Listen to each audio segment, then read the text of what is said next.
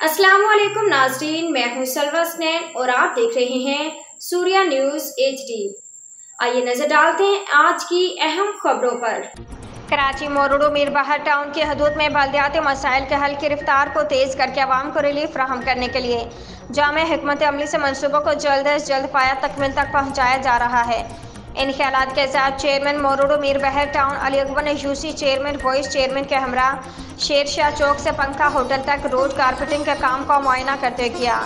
Chairman मोरूडू Mir बहार town Ali Akbar ने chief minister Sindh Murad Ali Shah और मीर कराची बैरिस्टर मुर्तज़ा वहाब का रोड कारपेटिंग करवाने पर शुक्रिया अदा किया। उन्होंने गुफ्तगू करते हुए कहा कि इन कामों की मंजूरी मीर कराची ने दी है जो बहुत जल्द मुकम्मल कर लिए जाएंगे।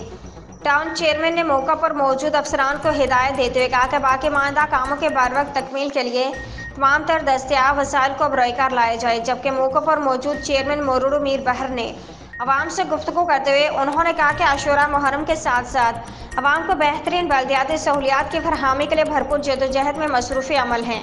आज के लिए इतना ही। मज़ीद खबरों और अपडेट्स के लिए देखते रहिए सूर्या न्यूज़ HD।